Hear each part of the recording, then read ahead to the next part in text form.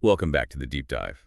If you're looking for the absolute essential AI intelligence from just the past, say, 48 hours, you're definitely in the right place. Right. We're sifting through all the noise, the investments, the innovations, the market shifts globally. So you get the critical insights without the clutter. Exactly. Our goal here is to explain how new funding, new products, and these tech breakthroughs are, well, really reshaping the AI landscape and what it all means. Okay, let's kick off in Europe. Amsterdam-based Dexter Energy, a climate tech firm, just landed a 23 million Series C. That's significant.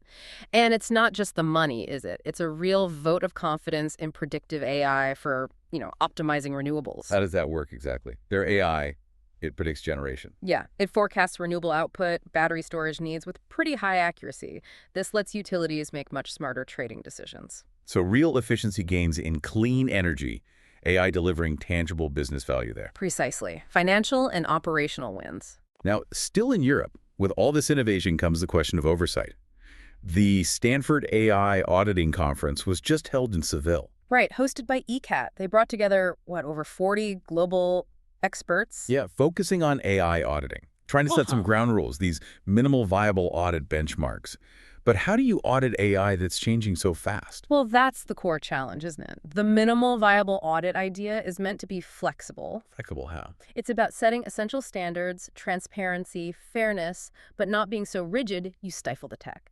Focusing on outcomes you can actually check, not just box ticking. Okay, that makes sense. Meaningful supervision without killing progress. Hopefully, it's a balancing act. Let's pivot now to Asia. Huge news out of China on the healthcare front. Researchers launched GramPay. Yes, GramPay. Developed by Zhejiang Provincial Cancer Hospital and Alibaba's Demo Academy. It's an AI that detects early-stage gastric cancer from standard CT scans. Wow. We hear a lot about AI in diagnostics, but what makes this stand out? It's the accessibility, really. Using standard CTs means it could be deployed widely, cost-effectively.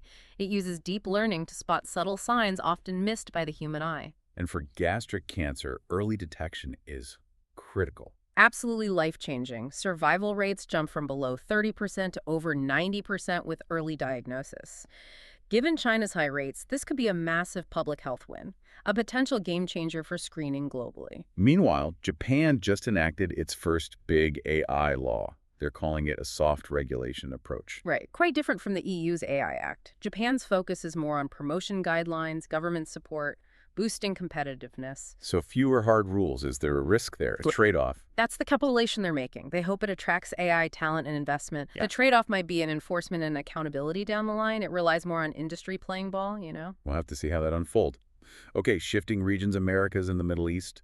Let's start with Imaging AI in Israel. Right. They secured another $23 million, led by Larry Ellison. Takes their total funding to $45 million now. And their focus is precision medicine for cancer.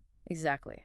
Their AI analyzes biopsy and genomic data, really complex stuff, to predict how a patient might respond to specific cancer treatments, identifying nuanced biomarkers. So it helps doctors choose the best path right from the start. That's the goal. Better outcomes, potentially lower cost too. Ellison's involvement is a huge signal of confidence in that approach. Okay, and in the U.S., the Department of Justice is now using AI in a big way against healthcare fraud. Yeah, this is pretty groundbreaking for law enforcement. Their 2025 National Healthcare Fraud Action used AI tools, cloud analytics. And they've flagged about $14.6 billion in potential fraud. That's the figure. Their new data fusion center uses AI to crunch these massive data sets incredibly quickly, finding patterns that would take humans ages. So investigations that took weeks now take days. That's what they're reporting. It's a dramatic speed up, making anti-fraud efforts much more effective, a real force multiplier. Let's swing over to India.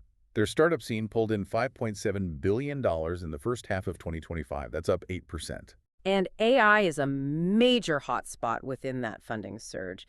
India is really cementing itself as a key AI player. They also added 5 new unicorns, right? Including Firefly's AI. Yes. Firefly's AI is a good example. AI voice assistants for meetings. It shows investors are backing Indian deep tech with global potential. Bangalore, Delhi.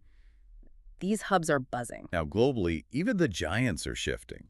Microsoft announced layoffs 9,000 people. Nearly 4% of their workforce. It's part of an AI-driven restructuring. Satya Nadella framed it as streamlining, focusing more intensely on AI and cloud. Right. It's about efficiency, yes, but also about reallocating those resources.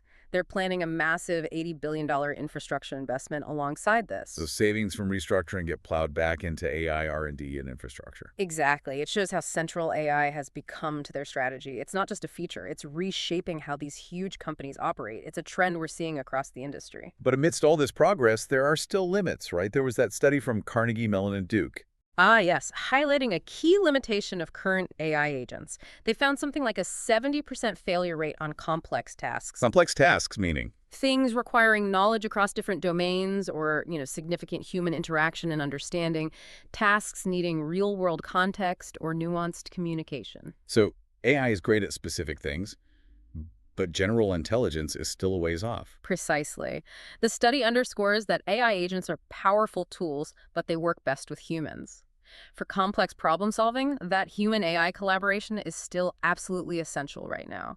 We're not at the point of full autonomy for those tricky multi-step tasks. Okay, that puts things in perspective. So that wraps up our deep dive for today. A whirlwind tour, really funding, breakthroughs, restructuring. AI's impact is just everywhere. It really is. And as these incredible advances keep accelerating, reshaping industries, but also bumping up against their current limitations, the really provocative question for you, our listener, is how will this constant push and pull continue to fundamentally redefine work, knowledge, and maybe even more in the year ahead?